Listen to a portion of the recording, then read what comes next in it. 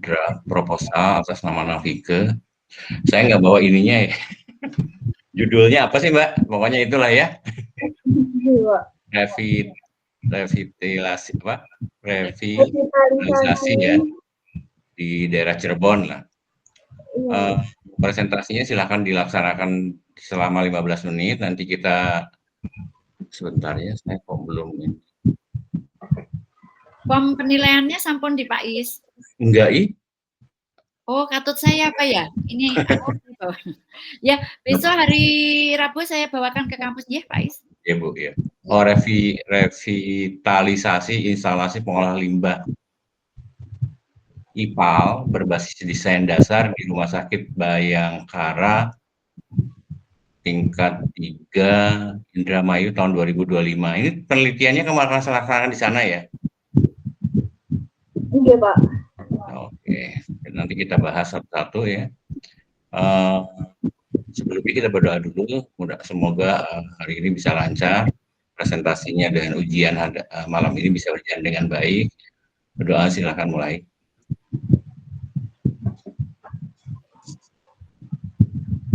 Selesai.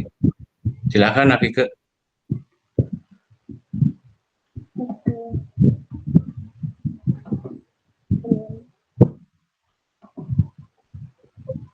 Navike kok jual udah bisa ini share? Sudah Pak. Oke. Gambarnya gitu. Dibesarkan ke biar slideshow. Oke, silakan.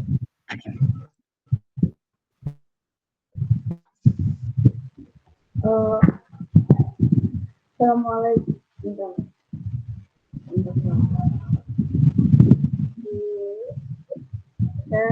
Izin off kan dulu.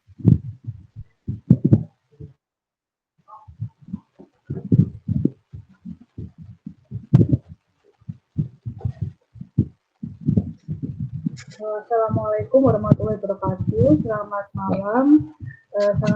Salam sejahtera untuk kita semua. Yang terhormat pembimbing saya Pak Dr. DRS Slamet Istora MS dan yang saya hormati juga komisi saya Dr. Adian Khairuni SD MSI.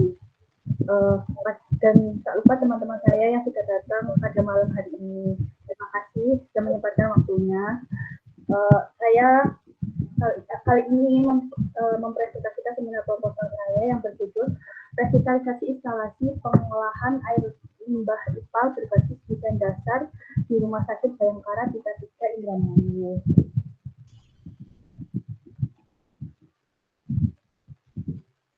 Dimulai dari latar belakang yang melatar belakangi mengapa saya mengambil penelitian ini dikarenakan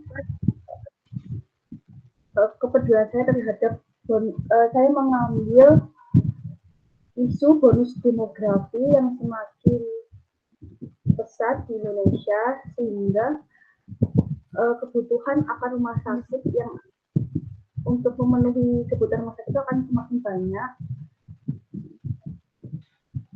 sehingga membuat rumah sakit itu menghasilkan limbah cair yang mengandung zat berbahaya itu juga semakin banyak.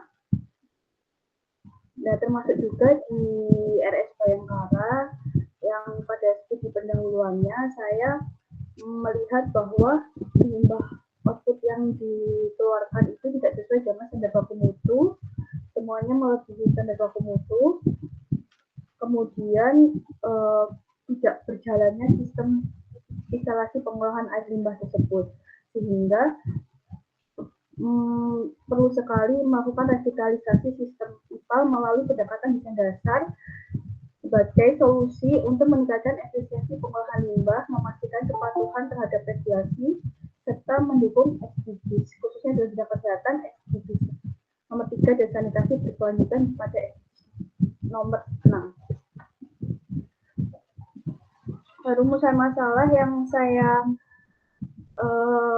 buat adalah bagaimana sistem instalasi pengolahan limbah cair yang digunakan di Rumah Sakit Bayangkara tingkat 3 Indramayu. Kemudian bagaimana cara pengoptimalisasian pendeteksian kekurangan sistem instalasi pengolahan limbah cair menggunakan revitalisasi BPJS di Rumah Sakit Bayangkara tingkat 3 Indramayu. Dari rumusan masalah tersebut memunculkan tujuan umum saya, yakni mengevaluasi dan mengoptimalisasi. Nggak jalan. Oh, nggak jalan ya, Pak? Ya. Ini jalan, Pak? Ya, ini terus jalankan. Ini baru rumusan. Iya, yang tujuan umum nggak saya masukkan sini, Pak. Oh, alah. Saya ngomong aja, Pak. Ya udah ngomong. Mohon izin, Mbak. Tapi lain kali ini ya, Mbak, bagian yang penting dari penelitian kamu, terutama kalau seminar proposal itu justru terletak di rumusan dan tujuan, sehingga kan bisa dilihat sinkronisasinya. Harusnya ditampilkan, ya? Iya, Bu, siap. Saya lanjut lagi, mohon izin.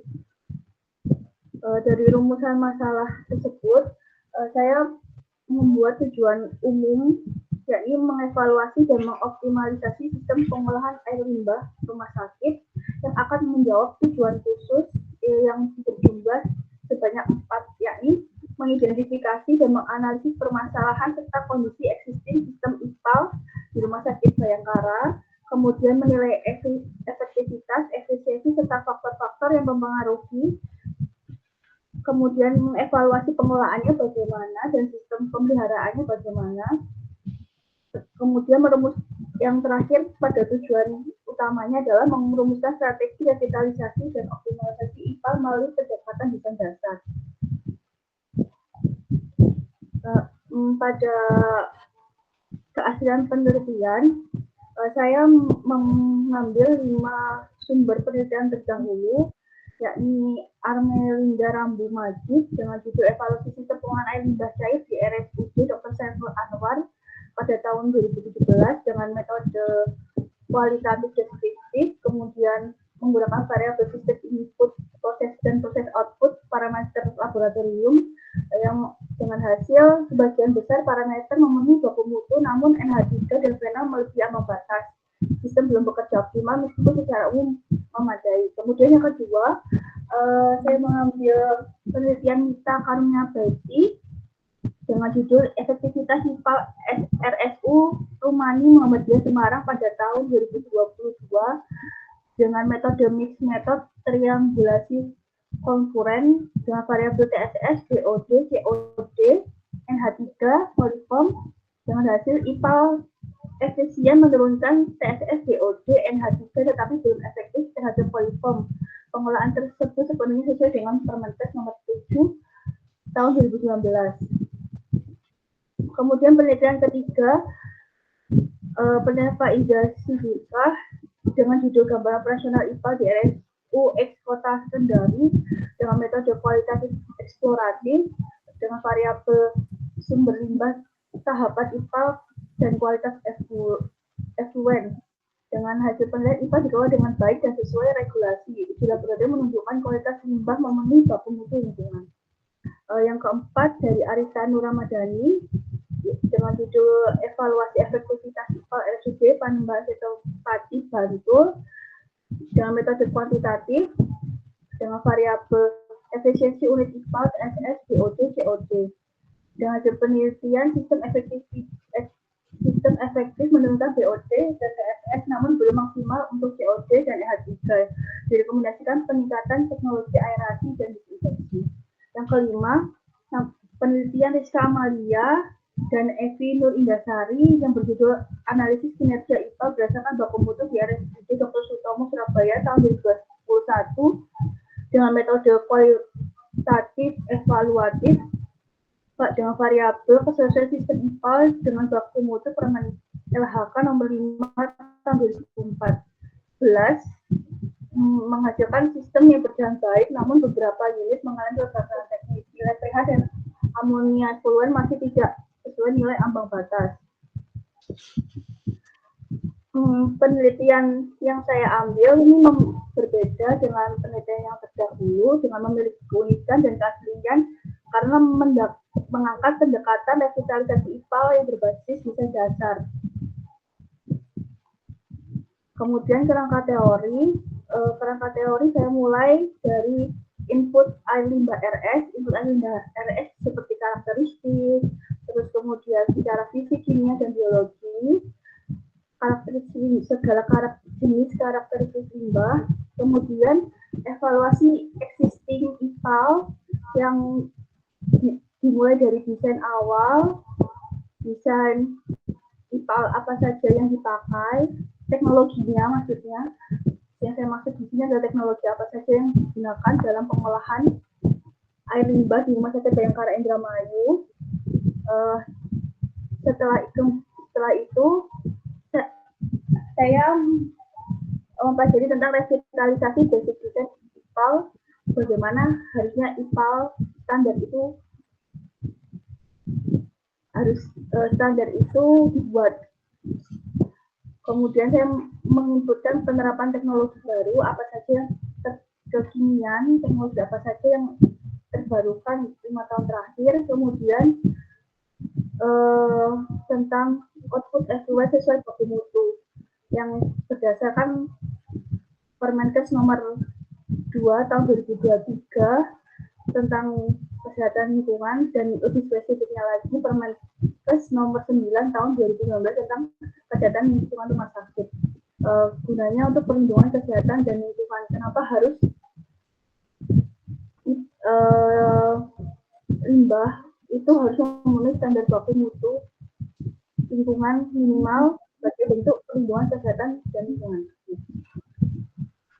Kemudian kerangka konsep ini utamanya pada variabel X itu adalah menunjukkan tujuannya meningkatkan efisiensi IPAL yang mempunyai faktor pengaruh yaitu peraturan, anggaran, dan kondisi eksekusi IPAL, serta perencanaan IPAL dimulai dari gambar desain, anggaran biaya, dan rencana pelaksanaan yang akan menghasilkan output dokumen desain dasar dan rencana anggaran biaya yang akan dibuat. Nah, metode penelitiannya, jenis penelitian yang saya gunakan metode kualitatif dengan pendekatan deskriptif, bertujuan untuk mengevaluasi dan memahami kondisi aktual serta proses revitalisasi IPAL di Bayangkara secara mendalam berdasarkan data empiris dari lapangan. Populasi dan sampel yang saya pilih adalah untuk populasi seluruh pihak yang terlibat langsung maupun tidak langsung dalam perencanaan, pengelolaan, dan pengawasan IPAL di RS Bayangkara tingkat Indramayu.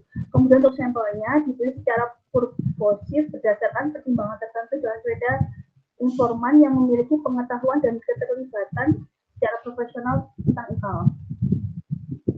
Kemudian teknik pengumpulan data yang saya lakukan adalah observasi langsung terhadap kondisi dan proses IPAL, wawancara mendalam terhadap informan kunci, dan studi dokumentasi terhadap laporan kualitas air limbah SOP dan laporan pemeliharaan. Teknik analisa data yang saya gunakan adalah analisis tematik terhadap data hasil wawancara dan dokumentasi. Kemudian mengkategorisasikan data observasi lapangan, ketiga identifikasi pola, hambatan, dan kesenjangan dalam sistem IPAL tersebut.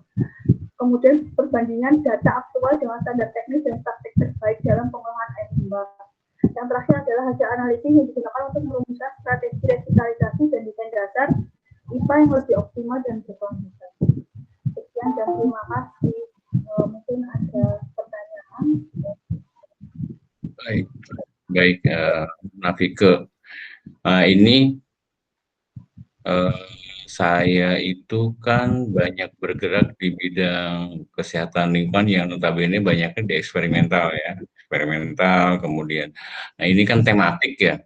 Saya itu mengoreksi beberapa skripsi, tesis, tematik itu saya mumet. Karena kamu kan pakai tematik ya. Tematik itu saya nggak pernah kenal gitu, tapi sedang belajar ini tematik itu harus gimana gitu kan. Karena pertanyaan-pertanyaan jadi kalau buat saya aneh, makanya saya belajar nih mudah-mudahan Bu Adian juga kelihatannya kok ya orang eksperimental ya. Mudah-mudahan ini kita bisa nambah karena kan kamu kan ini tematik ya metodenya ya. Ya mungkin nanti bisa dibahas Pak untuk ya tematik itu nanti. Ya, tapi ini Pak Is, konsep pembuatan judulnya itu memunculkan sisi eksperimentalnya juga gitu loh. Nggak Berarti tahu harus ini ada. mau nggak ya dia mau kuasi atau gimana, tapi tetap itu ada, itu yang membuat agak confuse antara ini judulnya dengan isinya nanti, tapi kita ini aja Pak Is, kita diskusikan bareng ya mau. Oke. Nafika ini kamu di close. Ini Ini kok bisa banyak ya jadinya? jadi banyak perang. Jadi kayak ada di studio 10 dimensi ini.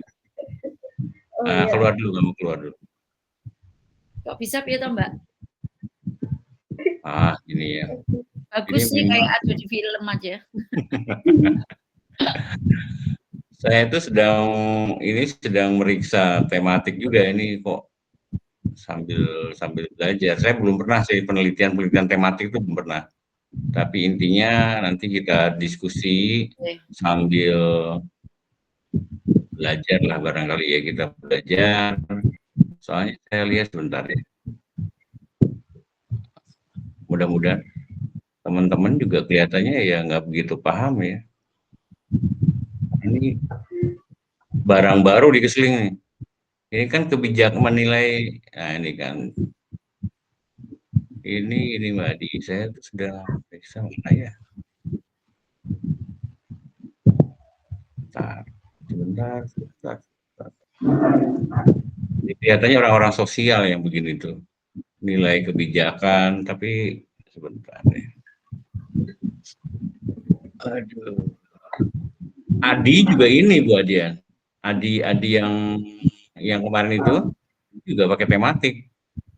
Jadi nanti hasil analisanya seperti ini Mbak. Siapa namanya? Nafika. Kamu memang penelitian sering begini ya? Di waktu di Poltekkes? Enggak sih Pak, kalau di Poltekkes kemarin itu pernah mau ngambil ini, tapi itu karena saya D3 akhirnya disuruh ngambil tentang kebisingan aja, yang jawabannya udah tahu gitu Pak. Kenapa dirimu kok ke tematik ini? Dulu saya pernah mau ngambil ini Pak, tentang unsafe condition di pabrik di PT Ditatek Semarang. Cuman pembimbing saya pas udah selesai sidang disuruh ganti semuanya. Tematik itu nantinya begini, saya nggak tahu nih. Tapi ini Pak Is, kalau memang benar dia pure tematik, itu proses analisisnya harus mendalam loh.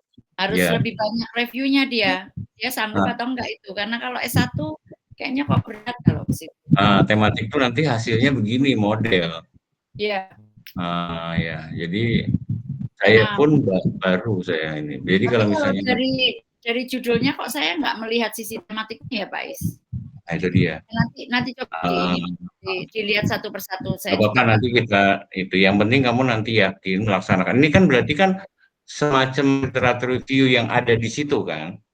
Ya. Yang penting ada dokumen. Jadi kamu harus punya DED, ya kan, ya, punya efisiensi. Ya, tapi itu ini Pak Is, dia mampu nggak melakukannya secara komprehensif? Nah itu dia. Ya, kalau kita lihat. Tematik loh, gitu loh. Dan judulmu juga harus ya nanti aja di ini Pak Is. Nanti kalau pas masuk saja. Kan ada yang mau tanya enggak? Ini yang bidangnya tematik ada nggak, Vera? Mau nggak, Vera?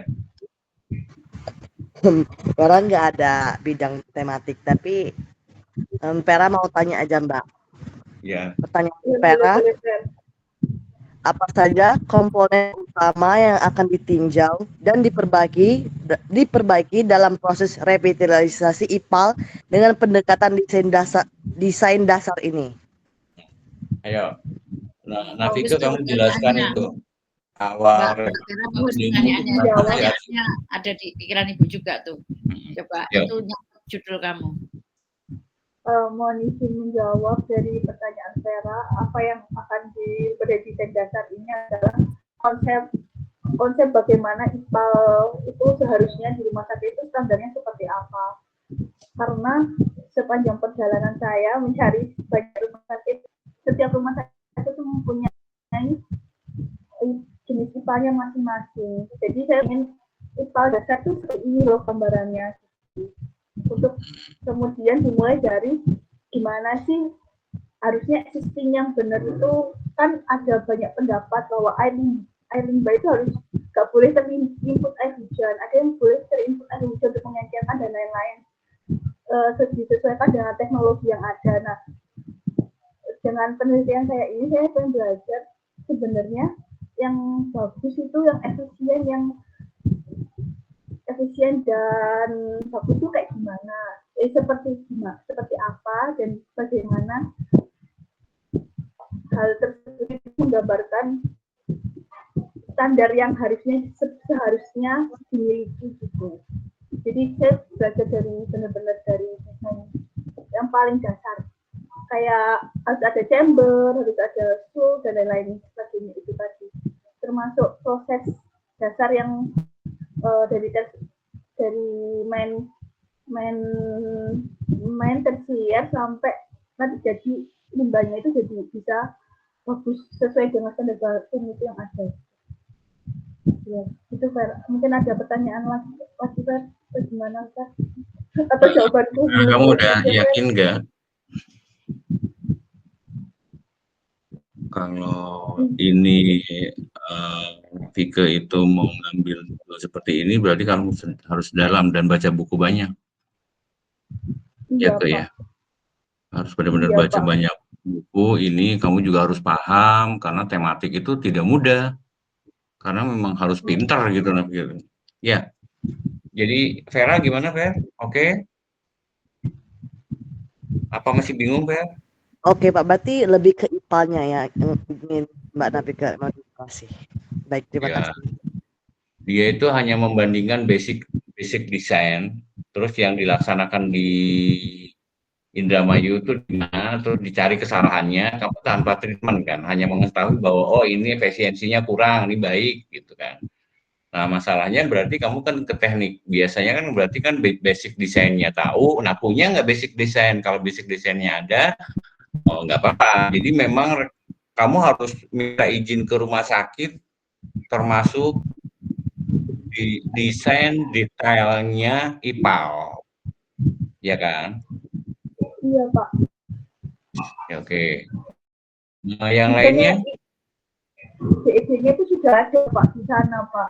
Dari proses. Ya, apa? Yang penting kamu punya dokumennya. Kalau tanpa dokumen yang lengkap, kamu nggak bisa jalan ya. Ya, jadi ada, memang harus tahu pembuatan IPAL dari awal sampai sekarang seperti apa sehingga bisa evaluasi itu. Ya kan? Harusnya orang teknik ini, tapi kamu kalau berani ya nggak apa-apa. Ya kan? Apa diturunin Pak standarnya Pak? Ya nggak apa-apa, nanti kamu kan kalau ibu nggak ngelihat ini standarnya tinggi, nggak perlu turunin standarnya. Cuma nanti ibu hanya pengen tahu bahwa kamu memastikan sebenarnya kamu itu yang mau kamu lakukan seperti apa. Baru nanti bisa kita pastikan bahwa benar kamu itu memang mau tematik ataukah sebenarnya kamu paham nggak kalau tematik itu seperti apa gitu. Ya, jadi nggak ada yang diturunkan. Justru kamu pastikan dulu bahwa kamu sudah benar nih menentukan judul kamu memang revitalisasi. Kamu tahu nggak sih revitalisasi itu apa yang harus dilakukan? Nah itu. Tapi nanti ya kalau udah sesi diskusi aja. Oke. Gabriel? Iya Pak. Ya silakan nanya.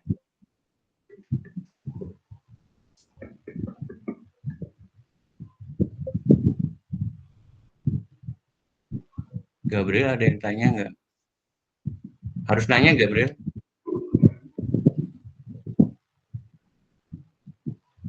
Gabriel nggak bisa. Bunga?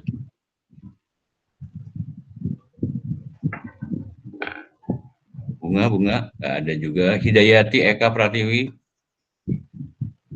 Itu siapa ya Pak Is? Hidayati Eka Pratiwi. Teman saya Bu. Oh, kirain mahasiswa baru. Halo. Teman saya tapi Hidayati boleh juga kamu nanya Hidayati. Ya. Selamat malam. Open cam aja lihat wajahnya kayak apa? Lagi nggak pakai jilbab Bu. Oh gitu. Izin bertanya kepada Mbak Nafika, kenapa untuk studi kasus yang dipilih atau yang diadakan penelitian itu kenapa di Rumah Sakit Bayangkara Indramayu? Kenapa tidak milih studi kasus yang lain seperti rumah sakit yang terdekat dari domisili? Kenapa nggak di Sutomo? Baiklah, mohon izin menjawab dari pertanyaan Gilda. Makasih untuk pertanyaannya. Saya mau menjawab. Kenapa memilih Rumah Sakit Bayangkara Indramayu? Karena jawabannya sesimpel karena saya pernah kerja di sana dan itu adalah PR terakhir saya sebelum saya pindah yang belum terselesaikan sampai saya pindah. Jadi waktu di Indramayu itu permasalahannya sangat banyak sekali, belum ada keseling.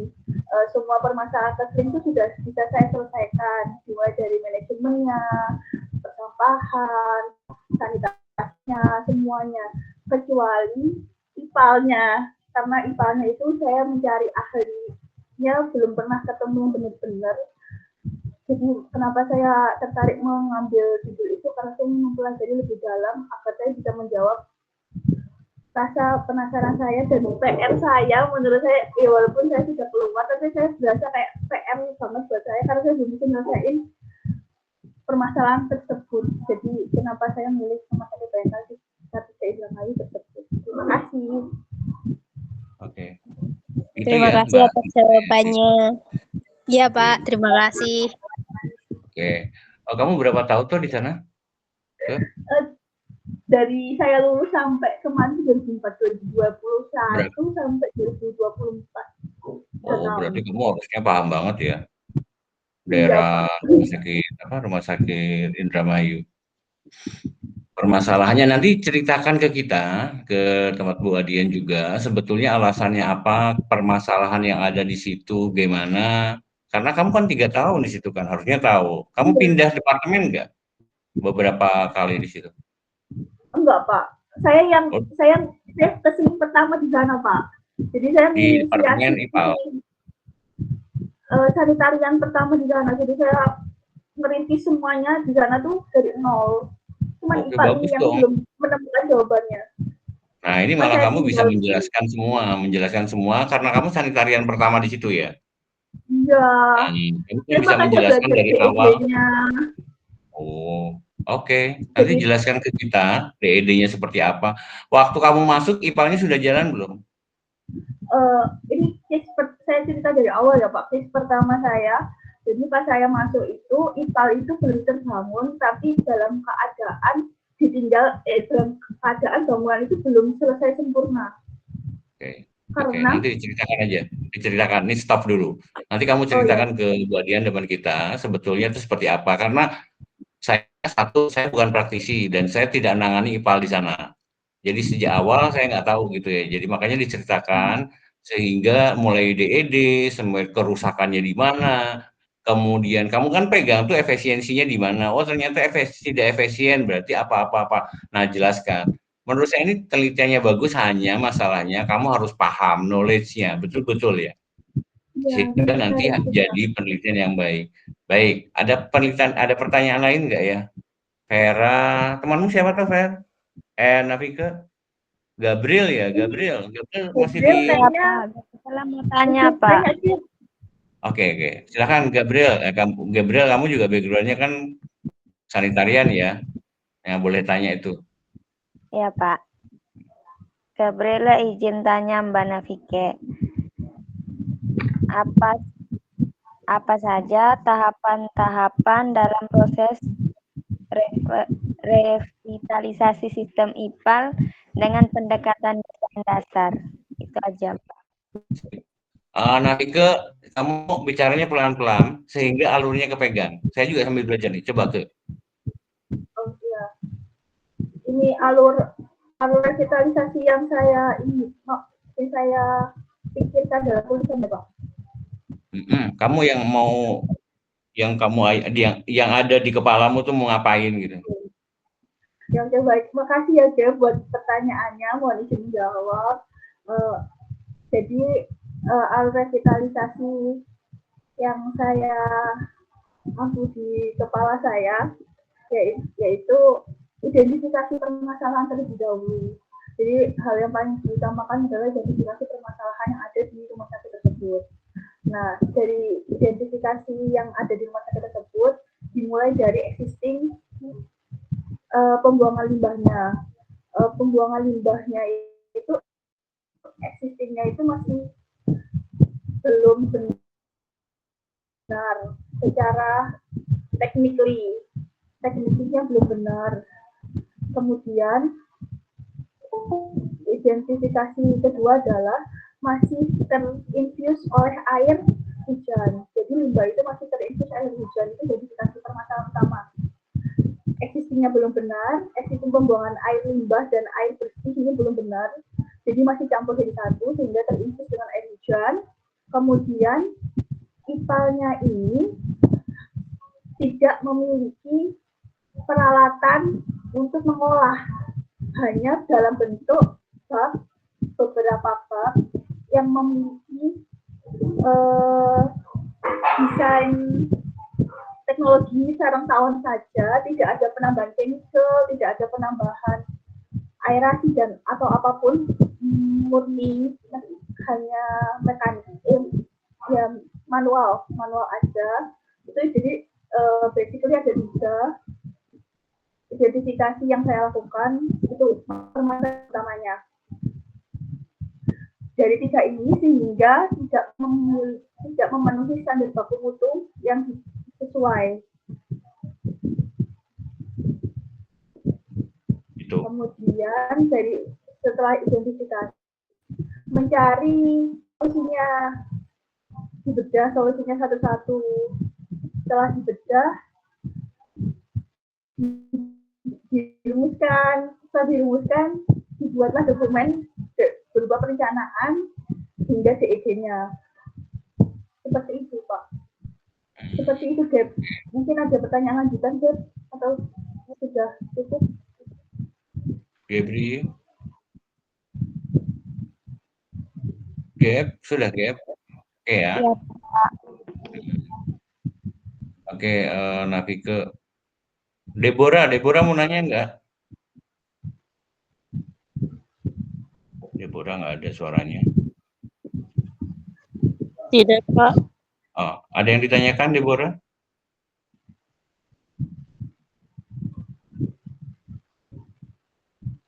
Suaranya nggak jelas. Oke, baik. Ini dari mahasiswa cukup ya, Nafike. Sepintas saya agak paham sedikit ya. Jadi ya minimal kamu harus menjelaskan benar-benar. Tadi gap-nya di mana kan? Sebetulnya permasalahan apa yang terjadi. Nah, itu kan tahun 2000 berapa? 3. Dari 2021, Pak. 2021, sekarang udah berkembang lagi, nggak tahu kan posisinya sekarang. Kondisinya Oh, sekarang nggak kan ada begini. perkembangan. Kenapa? Nggak ada perkembangan. Oh, nggak ada perkembangan. Tapi siapa? Mau di repair sama saya, kayaknya keluar anggarannya ditarik. Saya pikir di repair Oh, sama gitu. selanjutnya. Oke. Gini. Yang penting bahwa kondisinya saat ini seperti apa. Jangan sampai kamu menjelaskan yang sudah berkembang gitu jadi masalah. Kan ya, revitalisasinya itu jangan sampai pada tahun 2025 sedang memperbaiki. Nah, sistem kamu yang akan kamu revitalisasinya itu sampai sejauh mana kan? Dan teknisnya seperti apa? Ini kan hebat banget kalau bisa membuat revitalisasi lah. Karena kamu kan bukan orang teknis ya. Tapi minimal kamu tahu, ini kenapa jadi begini ya? Kalau mau dijeda karena oke. Demikian ya, monggo Bu Adian.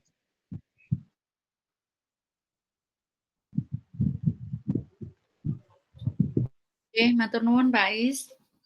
Assalamualaikum warahmatullahi wabarakatuh. Iya, selamat ya Mbak Nafike. Sudah sampai di tahap seminar proposal. Sebentar lagi udah lulus. Ya nggak sebentar lagi ya Pak Is ya, tahun depan lah paling enggak. Tahun depan. Ya. Tapi siapa tahu bisa boleh kan Pak Is ya? Kalau misalnya penelitian dikerjain sekarang kan ikut wisuda Januari boleh kan Pak Is ya?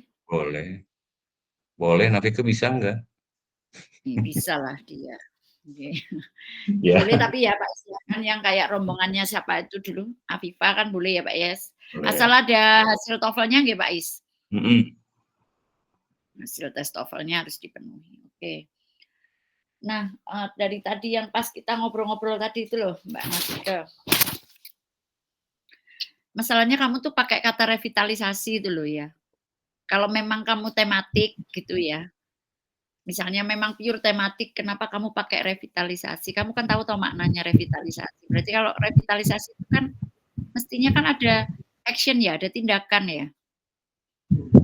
Iya, iya, Bu. Nah, Iya, suatu penelitian kalau ada perlakuan yang menyebabkan suatu perubahan itu tidak tematik. Ya kan? Kalau tematik itu kan kamu nih melakukan identifikasi, lalu menganalisis, lalu kamu kayak mendikan Pak Is tadi, kamu membuat model, kamu membuat pola dari data kamu itu nanti akan ada polanya, gitu. Ya, sehingga kayak membuat suatu pemodelan lah. Gitu. Jadi ini harus kamu pastikan sebenarnya kamu tuh yang mana, gitu loh, ya Mbak. Apakah memang revitalisasinya itu yang mau kamu benar? Dengan revitalisasi pun itu sebenarnya kamu dari judul kamu kalau memang kamu mau revitalisasi ya, tadi kamu kan belum detail sebenarnya ya. Kamu tadi bilang ada DED-nya, tapi kan kamu bukan orang yang mau memperbaiki detail desainnya itu enggak kan? Atau kamu mau memperbaiki? Kalau bisa sih boleh sih Bu, biar jadi dokumen perencanaan. Harus kamu tetapkan, jangan kalau bisa. Harus kamu tetapkan, kan ini akan menjadi desain penelitian kamu, harus kamu tetapkan. Jadi apakah kamu mau mengubah ataukah kamu hanya mengumpulkan data dari data yang sebelumnya, lalu sekarang, lalu kamu adjust dengan peraturan. Nah, yang mana yang kamu pilih itu harus kamu tetapkan mulai sekarang. Sehingga nanti akan kelihatan kamu itu memang penelitiannya adalah kualitatif tematik, kualitatif deskriptif, ataukah kamu ambil true eksperimen atau kuasi eksperimen. Nah, bisa juga kuasi eksperimen. Jadi kuasi eksperimen kamu juga nggak perlu melakukan tindakan apapun, tapi tampak seperti kamu melakukan tindakan. Jadi nggak perlu ada perlakuan, kamu nggak perlu melakukan perlakuan. Tapi nanti tampak akan ada perlakuan. Itu juga dengan melihat data sekundermu yang lalu sebelum ada aktivitas yang setelah kamu tinggalkan, lalu ternyata nanti di situ ada perubahan sekarang, tapi bukan kamu yang melakukan, paham nggak maksud itu? Kan kamu tadi cerita, dulu sebelum kamu pindah dari situ, kondisinya A, B, C, D. Lalu kamu pindah kan? Setelah kamu pindah, ternyata ada perbaikan, mungkin. Ya kan? Kamu sudah kesana lagi belum ini? Saya sudah studi pendahuluan Bu kemarin ke sanitariannya, memastikan apakah ada sama aja nggak perubahan atau enggak. Saya kan nggak ada perubahan sama sekali. Nggak ada perubahan sama sekali. Nah, kalau nggak ada perubahan sama sekali ya memang nggak bisa kalau itu dianggap kuasi. Kalau kuasi itu ya kondisinya yang dulu dengan yang sekarang itu tidak sama, walaupun yang sekarang itu sama akibat adanya program misalnya, terus kemudian kondisi itu menjadi berubah karena akibat aktivitas baru dan lain sebagainya, itu dianggap akuasi. Yang melakukan bukan kamu, tapi itu nampak seperti ada perlakuan, padahal sebenarnya nggak ada perlakuan dari diri kamu, perlakuannya dari orang lain. Nah itu kuasi, boleh itu kayak gitu. Tapi kalau kualitatif, tematik, maka kamu revitalisasimu itu loh yang harus kamu ini berikan masukan itu Nafika itu memang revitalisasi itu judul yang keren, tapi menurut saya dirubah. Mas kalau revitalisasi itu ada treatment memang, jadi terlalu berat ya. Karena kan nggak ada treatment ya Mbak sebenarnya. Rencananya mau ada treatment. Cuma kalau misalnya ada treatment mungkin ini Pak Is, Mbak Nafika bisa karena kan dia memang anaknya sebenarnya anak lapangan juga. Kalau ngapain gitu? Memang apa yang dirubah? Kamu kan modelnya toh konsep ya. Nah, siapa tahu dia dapat dana Pak Is project. Dia bukan orang teknik, apa deh. Ya, mungkin orang teknik lingkungan, tapi kamu kan nggak nyampe lah sampai situ. Yang betul disampaikan buat dia, nggak usah revitalisasi. Memang kelihatannya keren ya, Tapi kok kalau diartikan secara harafiah terlalu berat. Manut baik, kamu daripada susah nantinya. Iya Pak, siap Pak. Nah, terus Siap. ini kita masuk ke konten-konten ya Mbak ya, substansi. Di itu Mbak, di tujuan khusus barusan karena nggak kamu tampilkan terus Ibu buka nih, ini Ibu buka manuskripmu. Ditampilkan Bu. Ya, Ibu nggak mau ngulang lagi ya, seminggu 2 minggu malah 2 minggu Ibu itu kayaknya mutek-mutek tujuan khusus itu kayaknya ngulang-ngulang kok males. Kan dengerin yang Ibu sampaikan ke Mbak Vera kan Nak? Kamu rubah gitu aja ya kayak yang Ibu sampaikan ke Mbak Vera. Karena rumusan masalahmu sudah oke loh sebenarnya. Nah, nanti kamu tujuan khususnya mengikuti rumusan masalah. Dari rumusan masalah itu sebenarnya sudah kelihatan apa yang mau kamu jadikan variabel bebasmu dan apa yang akan berdampak dari perubahan di variabel bebas sudah kelihatan. Tinggal tujuan khususnya menyesuaikan ya Mbak. Nah, jangan menggunakan kata-kata kerja ya. Tujuan itu adalah target, capaian. Jadi dia bukan bekerja. Jadi jangan merumuskan, jangan menilai gitu ya. Menilai, mengukur, menimbang itu jangan ya. Rumuskan ya. Kamu bisa gunakan kata yang lain lah. Misalnya mengetahui efektivitas. Nah, sudah efektivitas kok masih efisiensi toh nah, itu wis 2 kali itu bisa.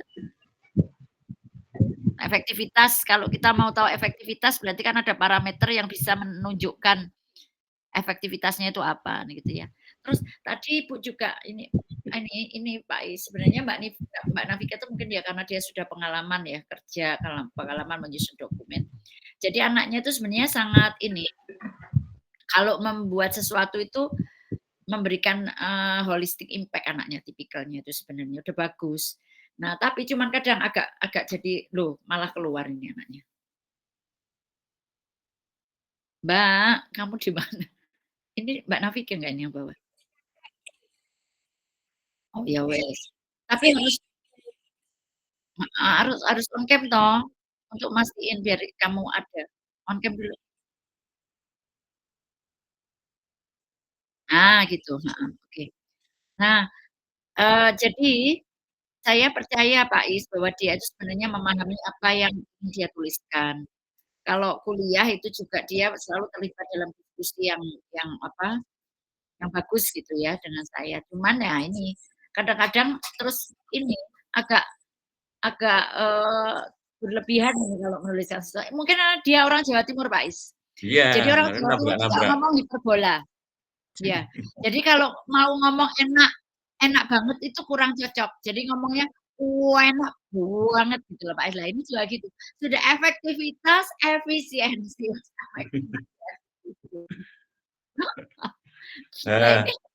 Ibu nemu juga. Kamu menulis pengoptimalisasian kekurangan. Ngapain kekurangan Mbak optimumkan? Di rumusan masalah. Nggak perlu kekurangan dioptimalkan itu. Saya tuh kurang di definisi operasional sama di kerangka konsep. Ya, tapi itu rumusan masalahnya diperbaiki kata pengoptimalisasian kekurangan. Kekurangan kok dioptimalkan ya. Oke. Terus originalitasnya sudah oke. Nah, Ibu cuman mau ini doang kerangka teori sama kerangka konsep. Udah yang lainnya udah oke. Coba buka kerangka teorinya, Nak.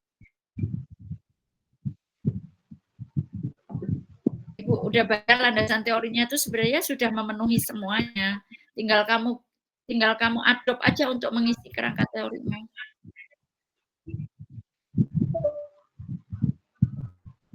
Boleh nggak Mbak dibuka yang lebar, Mbak? Nggak keluar ya Bu. Saya sudah share screen sih Bu. Nggak keluar, kamu sekarang bukanya malah lingkup. Ini keluar. Waduh, 15 menit lagi kita diusir Pak Is. Your call and invite. Serak modal ini. Iki sapa sing gawe toh? Yang gawe kamu toh kok. Wong iki ya gratisan toh ke. Iya, masa 15 menit lagi kita udah suruh keluar. Maaf ya Pak. Ke bonek ya bonek, tapi yo nemen no. Lah, Generasi teman-teman ini yang lain tuh nggak berjam-jam kok, jadi saya nggak langganan Pak. Oh iya. eh, Nggak minta tolong Iya. saya ya kan iso. ya, langsung dikasih premium. Tapi saya pengen konsul langsung sih sama buat sama Pak Is. Itu salah satu strateginya sini Navika Bu, biar cepat selesai. Iya, biar cepat selesai. Dan pakai gaya-gaya acara nggak bisa keluar gambar lagi. Makan waktu itu. Mana Besok nggak gambar boleh ini? loh. Loh, tadi udah dijelasin sama Pak Is. Jadi kekurangan-kekurangan teknis itu bisa mengurangi nilai ya Pak Is, bahkan bisa digagalkan sidangnya. Jadi nanti waktu sidang skripsi disiapkan banget internetnya, kalau perlu langganan yang premium dulu untuk sidang. Iya, yang satu hari loh ke. Satu hari kan 50.000 kan ya nggak apa-apa. Iya, kan udah kerja Mbak. Kerangka Mbak, kerangka. Mana kerangka ke nggak jalan ke? Iya Pak. Saya langganan. Kerangka Hanya setahun Pak. Komputernya kayak. Mana kerangkanya? Terus. Iya Bu, saya langganan setahun. Tambah 15 menit, udah tinggal 13 menit ini loh. Sengaja kayaknya scrollnya pelan. Ayo putarkan ke, masa nggak jalan ke? Komputermu lemot apa? Terus.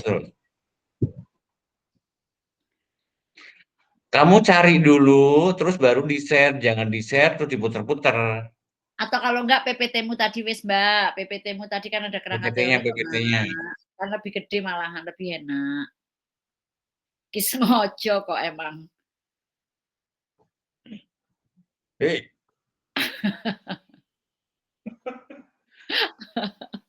Ke. Aduh. Emang arek Surabaya. Bonek repot ke. Ayo. Malah gila. Ke. Tinggal 12 menit.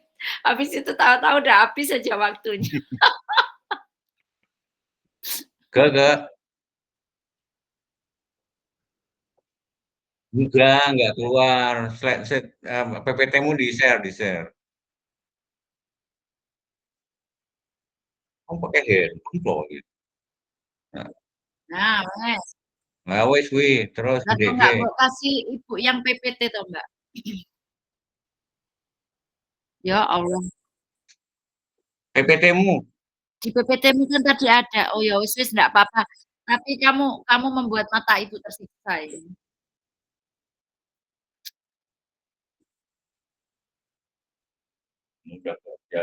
Mulai pertanyaan terus. Udah. Ya, Mbak. Ibu nanya, latar belakang kamu melakukan penelitian ini tuh apa sih permasalahannya sebenarnya, Mbak?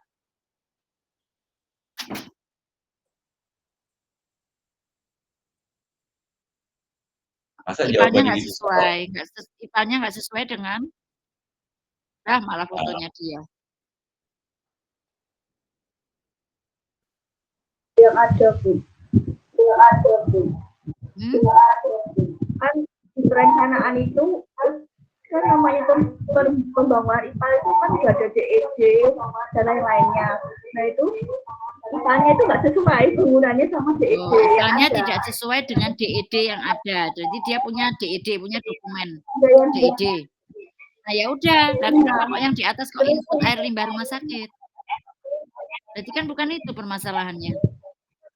IPA tidak sesuai dengan dokumen DED, kan bisa kamu tulis seperti itu.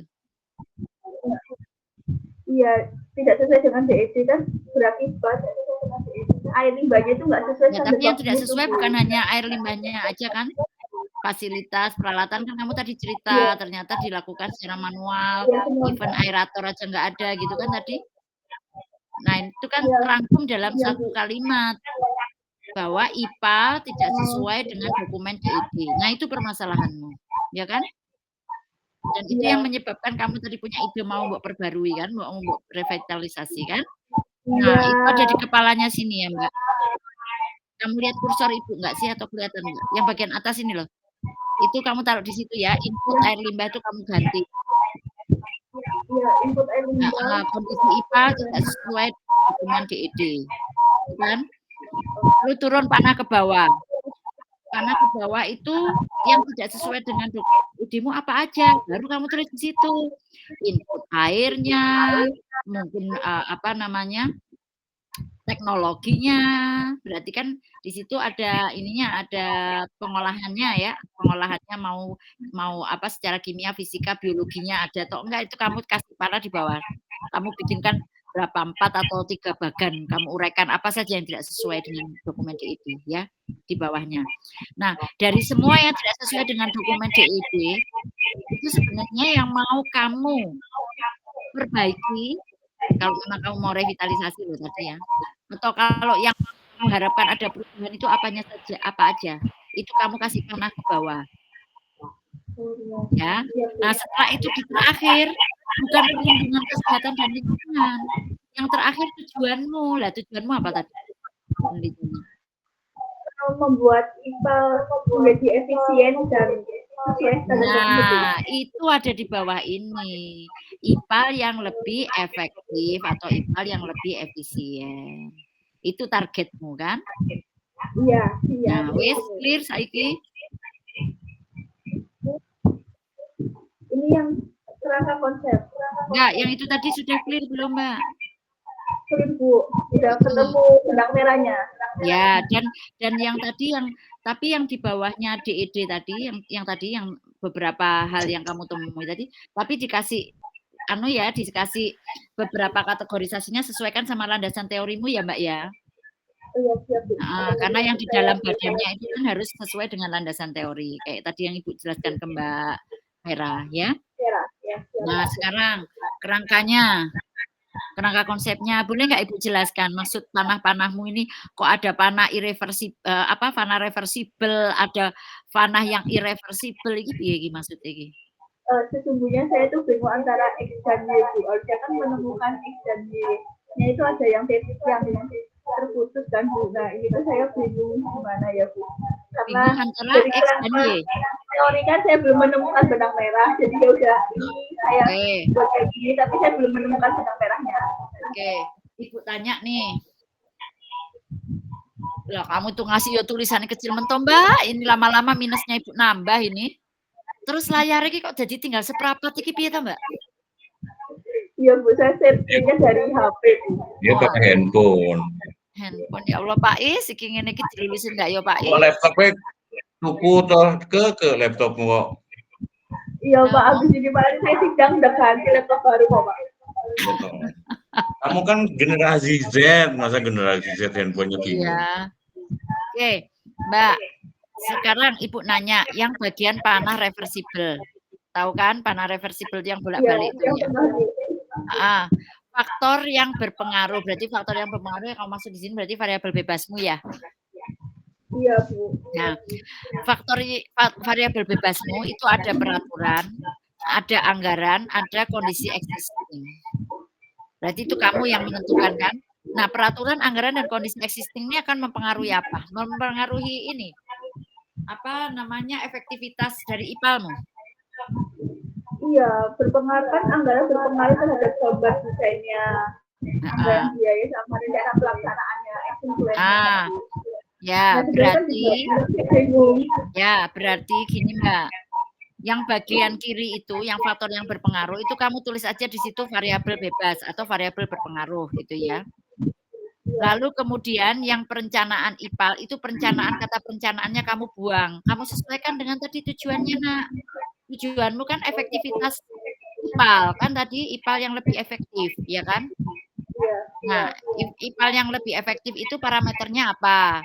Jadi dari gambar desainnya, terus kemudian kondisi, ya pokoknya jangan ini Mbak, jangan anggaran biaya, berarti apa? Fasilitasnya.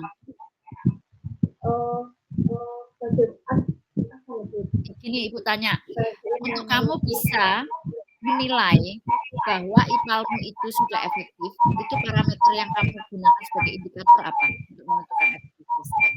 Efektif itu kan Apa? secara kimia, biologi, secara kesehatan yang beda. Secara kesehatan Kualitasnya mungkin kualitas air limbahnya, ya, kualitas air limbahnya Bu. Tapi kalau secara teknis itu prosesnya Bu. Nah, atau prosesnya, ya efek kualitasnya atau prosesnya mungkin ya. Nah, itu kamu masukkan di yang variabel terikatmu itu. Jadi perencanaan IPAL itu adalah variabel terikatmu ya, Mbak. Lalu panahnya jangan reversibel, panahnya ya irreversibel, satu arah aja. Dari variabel bebas menuju variabel terikat. Nah, terus sekarang panah yang atas. Tujuan meningkatkan efisien IPAL. Itu nggak usah, kan memang meningkatkan efisien IPAL itu kan sudah jadi variabel terikatmu. Nggak usah itu ya, dihapus Mbak.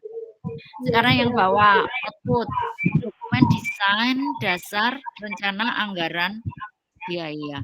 Nah, yang dimaksud dengan output di sini tuh kan kamu maunya produk dari penelitian kamu itu menghasilkan dokumen desain dasar sama rencana anggaran biaya.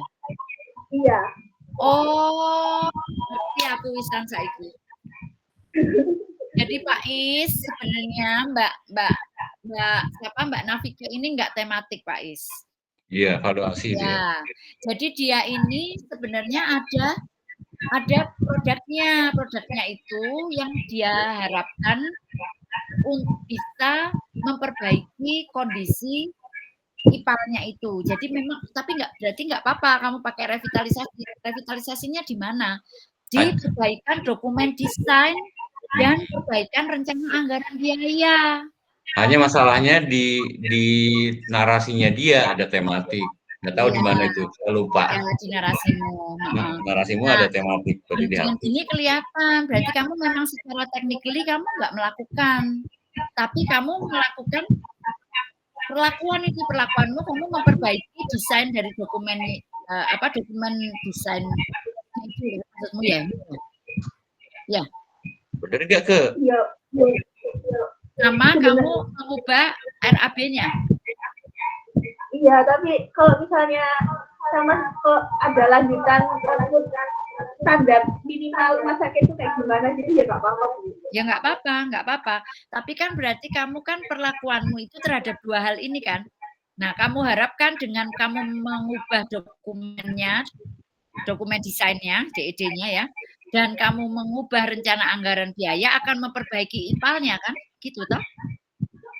Iya Bu. Tapi kalau misalnya lebih dari itu outputnya nggak apa-apa sih Bu.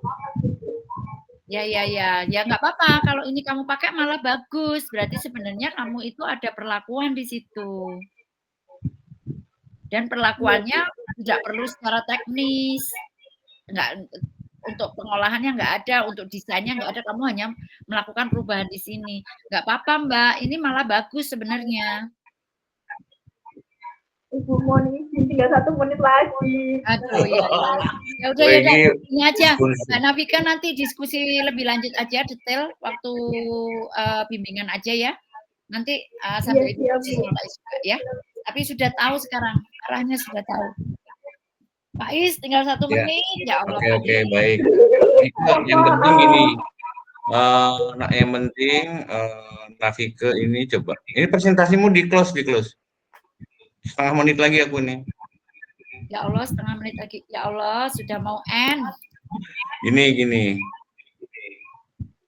Intinya adalah kamu begini nih. Baru saya ringkas.